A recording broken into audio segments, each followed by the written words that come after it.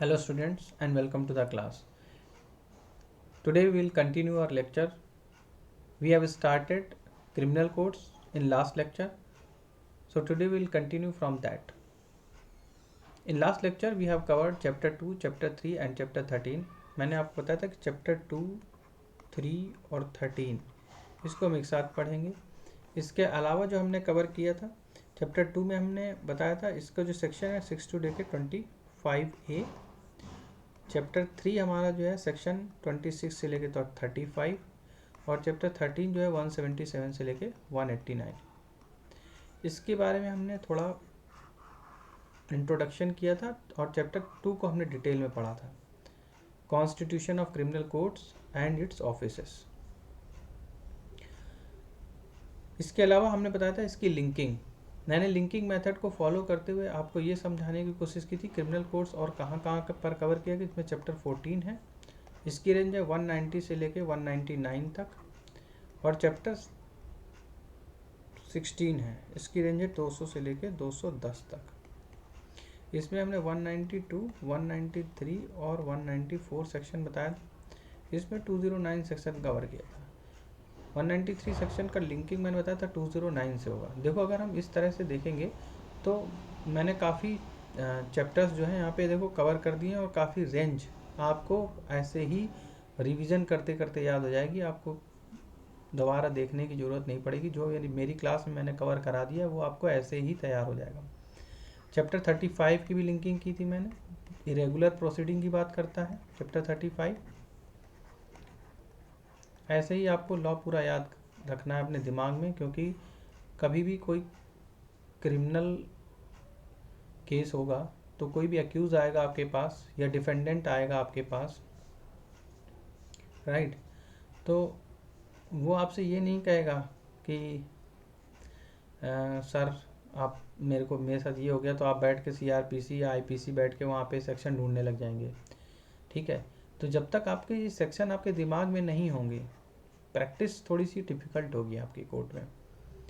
It is not an easy going thing like आप court गए और आपने पहले दिन से बिल्कुल जो है आपको ड्राफ्टिंग, प्लीडिंग और ये सब बहुत ज़्यादा स्टडी भी करनी पड़ती है. और बहुत ज़्यादा अगर आपका बैकग्राउंड जो है वो लॉयर फैमिली से नहीं है तो आपको थोड़ा सा स्ट्रगल करना पड़ेगा.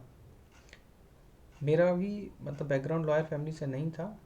मैंने भी स्ट्रगल किया और आज की डेट में मतलब मुझे सेक्शंस याद करने के लिए इधर उधर लिंकिंग या किसी भी बुक का रेफरेंस लेने के लिए नॉर्मल एप्लीकेशंस के सेक्शन ऐसे ही याद हो जाते हैं. सिक्योरिटीज़ है, ये सब खैर मैं एक दिन प्रैक्टिस की क्लास लूँगा, उसमें डिटेल में बताऊँगा कब आपको वकालतनामा कैसे लगाना है, आपको सिक्योरिटी में क्या करना है, बेल बॉन्ड कैसे भरा जाता है. ठीक है. वारंट केस है तो कैसे एप्लीकेशन लगाई जाएगी. ये अगर आप प्रैक्टिस कर रहे हैं तो आप मतलब इसी यूट्यूब चैनल में आप मुझको डिस्क्रिप्शन बॉक्स में आप मुझे भेज सकते हैं और मैं उसका सल्यूशन आपको तुरंत एट वंस प्रोवाइड करूँगा, राइट. और अगर आपने हमारा चैनल अभी तक सब्सक्राइब नहीं किया है तो आप प्लीज़ सब्सक्राइब कर लीजिए. ये आपके लॉ में प्रैक्टिस में बहुत ज़्यादा बेनिफिशियल होगा. आप अगर लॉ की प्रैक्टिस कर रहे हैं तो भी आप हमारा चैनल प्लीज़ सब्सक्राइब कर लीजिए, बेल का आइकन दबा दीजिए ताकि समय समय पर आपको नोटिफिकेशंस आपको यूट्यूब के माध्यम से मिलता रहे. और यहाँ यूट्यूब चैनल में तो मैं खैर आपको बता ही रहा हूँ, जो मेरे रेगुलर स्टूडेंट्स हैं उनको भी मैं practice day to day practice, अगर वो प्रैक्टिस करना चाह रहे हैं तो उनको प्रैक्टिस में बताता हूँ कि क्या क्या उनके लिए बेनिफिशियल रहेगा और कैसे कैसे उनको कोर्ट में प्रैक्टिस करनी है. किसी को फॉर्म भरने में समस्या आ रही है, बार काउंसिल के एग्ज़ाम से रिलेटेड कोई प्रॉब्लम आ रही है, वो स्टूडेंट मुझसे अलग से इसमें डिस्क्रिप्शन बॉक्स में लिंक भेज सकते हैं. मैं उनकी प्रिपरेशन बार काउंसिल के अलग से करा सकता हूँ. 1 महीने या 2 महीने में पूरी बार काउंसिल की प्रिपरेशन मैं उनको करा दूँगा. वो मतलब आप एग्ज़ाम में एग्ज़ाम का फॉर्म भरते हैं और उसमें भी आप अगर पैसा खर्च कर रहे हैं तो फिर उसमें भी आपकी जो फ़ीस लग रही है एग्ज़ामिनेशन फॉर्म की, उससे थोड़ी सी ज़्यादा फ़ीस मैं लेता हूँ लगभग, राइट. उसमें मैं बार काउंसिल की आपकी पूरी प्रैक्टिस कराऊंगा. उसके 10 एग्ज़ामिनेशन सेट हैं, वो मैं पूरे बार काउंसिल में जो आते हैं वो 10 एग्ज़ामिनेशन सेट लगवाता हूँ. और गारंटेड है कि बंदा इतना कर लेता है तो फिर बार काउंसिल एग्ज़ामिनेशन में उसको कोई समस्या नहीं आती. जो लोग रेगुलर प्रैक्टिस कर रहे हैं उनकी बात नहीं कर रहा हूँ, क्योंकि रेगुलर प्रैक्टिस वाले जो व्यक्ति हैं हालांकि उनको भी अगर कुछ समस्या आती है, उनका भी बार काउंसिल में रजिस्ट्रेशन नहीं हुआ है और वो चाहते हैं बार काउंसिल का एग्ज़ाम देना और अपने COP टाइम पे लेना चाहते हैं, तो प्लीज़ आप समय बर्बाद मत कीजिए, क्योंकि टाइम ख़राब करने में कोई फ़ायदा नहीं है। COP जो है आपको एक प्रोसीजर है बार काउंसिल का, कि बार काउंसिल का जब एग्ज़ाम होगा तो आपको COP मिलेगी, सर्टिफिकेशन ऑफ प्रैक्टिस। और ये COP जो आप बार काउंसिल में रजिस्ट्रेशन कराते हैं तो आपको जो रजिस्ट्रेशन नंबर मिलता है वो 2 साल के लिए वैलिड होता है। 2 साल में आपको क्या करना होगा कि आपको अपनी लोकल बार काउंसिल में, लोकल स्टेट बार जहाँ पे भी आपका जुडिशल मजिस्ट्रेट या फिर कोर्ट है, डिस्ट्रिक्ट कोर्ट है, वहाँ पे जाकर रजिस्ट्रेशन कराना पड़ेगा। और रजिस्ट्रेशन कराने के बाद आप वहाँ के मेंबर जब बन जाएंगे, आप डेली प्रैक्टिस करने लगेंगे, तो फिर आपको 2 साल के अंदर ये बार काउंसिल का एग्ज़ाम देना होगा। और बार काउंसिल के एग्ज़ाम में अभी ज़्यादा सख्ती नहीं है, लेकिन फ्यूचर में हो सकता है कि अब भी थोड़ा सा, जो पहले बेयर एक्ट थी, नोट्स वाली बेयर एक्ट से अलाउ थी, अब नोट्स वाली बेयर एक्ट भी बंद कर दी है, वो अलाउड नहीं। इस बार काउंसिल में 2021 में नोट्स वाली बेयर एक्ट अलाउ थी, लेकिन इस बार बेयर एक्ट अब शायद, क्योंकि मार्केट में विदाउट नोट्स वाली बेयर एक्ट थी नहीं, तो इसलिए बार काउंसिल ने अलाउ कर दी थी नोट्स वाली बेयर एक्ट। अब शायद नोट्स वाली बेयर एक्ट भी अलाउड नहीं है। तो लोगों को, मतलब मैं ये कहता हूँ कि पेपर इतना इजी भी नहीं आता है। आप अगर ओवर कॉन्फिडेंट में रहेंगे तो पेपर आप 40 मार्क्स स्कोर करना थोड़ा टिपिकल होता है। अभी आपको लग रहा होगा अरे सर कह रहे 100 में 40 नंबर नहीं आएंगे हमारे यहाँ, हमारे तो 60-70 नंबर आ जाएंगे। लेकिन ऐसा नहीं है। जो लोग बहुत ओवर कॉन्फिडेंस में देते हैं और बिल्कुल भी प्रिपरेशन नहीं करते हैं, तो ये 40 नंबर भी स्कोर करना थोड़ा डिफ़िकल्ट हो जाता है, क्योंकि बार काउंसिल का एग्ज़ाम बहुत अलग होता है और जुडिशरी का एग्ज़ाम बिल्कुल अलग होता है। दोनों का देखो, सॉरी ये लेक्चर थोड़ा सा मतलब हमने बार काउंसिल पे बना दिया, लेकिन अगर पैटर्न देखा जाए तो हर किसी एग्ज़ाम का पैटर्न अलग होता है। अब आप देखो, तैयारी कर रहे हो आप UPSC की, और आप कह रहे हो कि मैं जो है एक तीर से 2 निशाने मारूंगा, ये UPSC भी निकाल दूंगा और जुडिशरी भी निकाल दूंगा। तो देखो, निकाल तो आप सब सकते हो, लेकिन पैटर्न दोनों का अलग है। जुडिशरी के एग्ज़ाम में आपको बहुत ज़्यादा GK पे फोकस करने की ज़रूरत नहीं होती, और UPSC के एग्ज़ाम में आपको सारा का सारा फोकस अपने GK पे रखना होता है।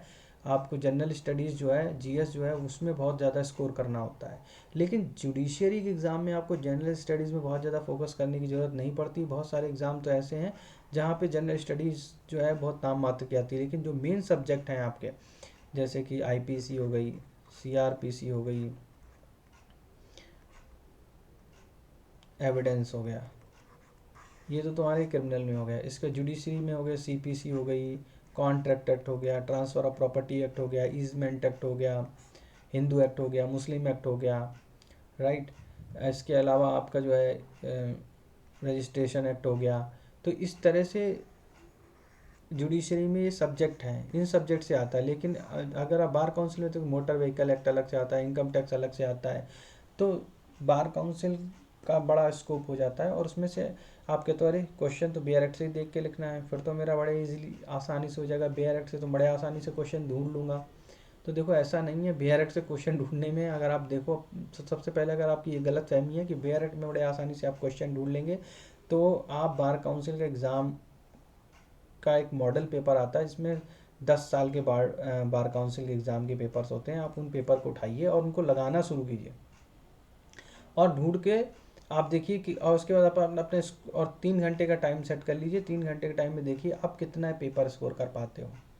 मैं गारंटी के साथ कह रहा हूँ, पहली बार में आप 40 नंबर के इर्द गिर्द ही घूमोगे, आफ्टर आप अपने जो है तुक्के लगाने के बाद। ये मैं अपने एक्सपीरियंस से कह रहा हूँ, राइट। तो इसलिए मैं कह रहा हूँ कि आपको COP जो है, आप अगर आप जुडिशरी की प्रिपरेशन कर रहे हैं तो भी अब COP बहुत कंपलसरी है, आपको लेना ज़रूरी है 2 साल के अंदर। तो आप जुडिशरी की प्रिपरेशन करें, साथ में आप बार काउंसिल का एग्ज़ाम ज़रूर दें। जुडिशरी की जो लोग प्रिपरेशन करते हैं उनके लिए 40 नंबर का स्कोर करना बार काउंसिल में थोड़ा सा ईजी होता है, अगर उन्होंने अच्छे से जुडिशरी की प्रिपरेशन की है तो। ये चैनल मेरा प्योरली जुडिशरी पे फोकस्ड है, और मैं पूरी जुडिशरी से रिलेटेड ही आइटम इसमें डालता हूँ, राइट। और किसी को भी जुडिशरी में समस्या है, डेली प्रैक्टिस में कोई दिक्कत आती है, तो वो मुझे अलग से इसमें डिस्क्रिप्शन बॉक्स में लिंक दे सकता है, अपनी प्रॉब्लम को डिस्कस कर सकता है। तो मैं उसको, या किसी को अलग से कोई बैच चाहिए तो आप प्लीज़ डिस्क्रिप्शन बॉक्स में डालें, मैं उनको फैसिलिटेट करूँगा। अगर ऑनलाइन फैसिलिटेट कर सकता हूँ तो मैं ऑनलाइन फैसिलिटेट करूँगा, और अगर आप एनसीआर रीजन से बिलोंग करते हैं और आपका बैच बन जाता है तो मैं ऑफलाइन भी फैसिलिटेट करूँगा, राइट। तो ये तो था हमारा जुडिशरी का कि बैच की तैयारी कैसे करनी चाहिए, कि लोग कंफ्यूज रहते हैं कि तैयारी करने वाले, सर मैं तो तैयारी कर रहा हूँ और मेरा सिलेक्शन नहीं हो रहा है, और क्या करें कि, तो बेटा फोकस्ड तैयारी करो। फोकस तैयारी ये है, मतलब कि आपका एम क्या है। आपका जुडिशरी एम है तो आप जुडिशरी की तैयारी करो, और अगर आपका यूपी, सॉरी क्या हो गया, 1 सेकेंड, गिव मी 1 सेकेंड। अगर आपका जुडिशरी एम है तो आप जुडिशरी की तैयारी कीजिए, और अगर आपका यूपीएससी एम है तो आप उस हिसाब से यूपीएससी की तैयारी कीजिए, राइट।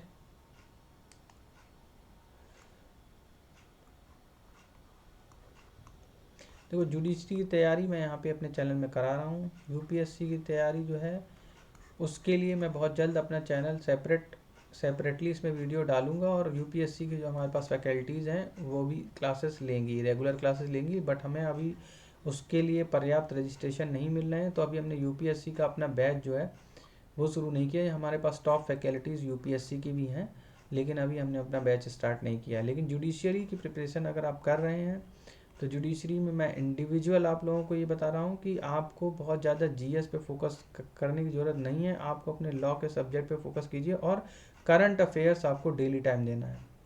करंट अफेयर्स, तो करंट अफेयर्स प्लस आपका लॉ का जो सब्जेक्ट है उसकी आप प्रिपरेशन कीजिए। तो आपको उतनी डिटेल में नहीं जाना है, आप लॉ की डिटेल में जाइए और आप यहाँ पे क्वेश्चन सॉल्व करिए, आप बुक जो भी है आपके पास।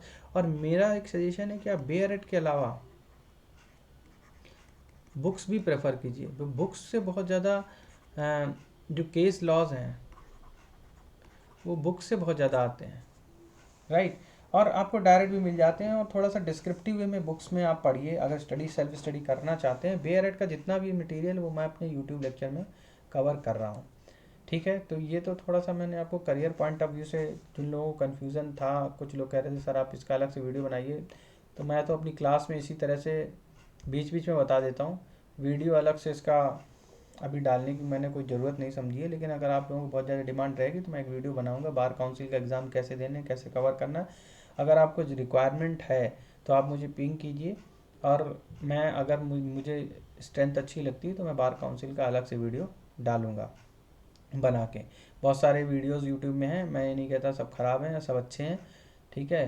तो आप उनको भी रेफ़र कर सकते हैं।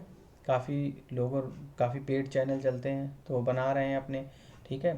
बट जितना मेरे पास समय बचता है तो उस समय के हिसाब से मैं अपना जुडिशरी पे फोकस करके आपको वैल्यूएबल कंटेंट देने की कोशिश करता हूँ। और शायद आज मैंने पहली बार अपने लेक्चर में यूट्यूब में कोई बात सब्जेक्ट से अलग हट के की, लेकिन ये बहुत ज़्यादा डिमांड थी इसलिए मैंने आपको बताया कि बार काउंसिल का एग्ज़ाम। लेकिन अगर किसी को फिर भी अगर रजिस्ट्रेशन में प्रॉब्लम आ रही है या वो रजिस्ट्रेशन नहीं कर पा रहे हैं, उनको कोई हेल्प चाहिए रजिस्ट्रेशन से संबंधित, तो वो मुझसे पूछ सकते हैं, पिंग कर सकते हैं, अपना नंबर पिंग कर सकते हैं। मैं उनको कॉल करके उनको रजिस्ट्रेशन की पूरी प्रोसेस समझा दूंगा, कैसे रजिस्ट्रेशन होगा उनका बार काउंसिल में, ठीक है। अगर बार काउंसिल का एग्ज़ाम आपको लगता है कि नहीं आपको एक्स्ट्रा क्लासेस लेनी चाहिए, और तो हर सैटरडे संडे हमारा वीकेंड में बैच चलता है बार काउंसिल से रिलेटेड, जो लोग पास हो जाते हैं, ठीक है। तो हर साल काफ़ी बच्चे निकलते हैं। तो बार काउंसिल का अगर आपको प्रिपरेशन करनी है तो 2 महीने का बैच है, आप ज्वाइन कर लीजिए। आपको क्वेश्चन ढूंढना बताया जाता है बस, इसमें वैसे बहुत ज़्यादा नहीं है, लेकिन आप रेगुलर जुडिशरी के स्टूडेंट हैं तो आपको ये बैच ज्वाइन करने की ज़रूरत नहीं है। लेकिन अगर आपको जुडिशरी का में ज़्यादा नहीं जाना है, आपको खाली अपनी वकालत चलानी है और आपको सीओपी चाहिए, तो सीओपी के लिए आप ये 2 से 3 महीने का हमारा कोर्स है, ये आप ज्वाइन कर लीजिए। आपको पूरी प्रोसीजर और सैटरडे संडे आपको पूरा डिस्क्रिप्शन, हम आपको इसी में पूरा मैटर डिटेल में हम इसमें प्रोवाइड करेंगे, और हम क्वेश्चन जो 10 ईयर्स के क्वेश्चन हैं हम वो सारे डिस्कस करेंगे अपने चैनल पे, तो आप लोग इसका बेनिफिट ले सकते हैं। जुडिशरी की क्लास वाले स्टूडेंट, अगर आपको जुडिशरी की वैसे तो यूट्यूब में सारा कवर कर रहा हूँ, सीआरपीसी एटलीस्ट मैं पूरी कवर करूँगा अपने यूपी जुडिशरी या फिर अन्य जुडिशरी के पर्पज़ से।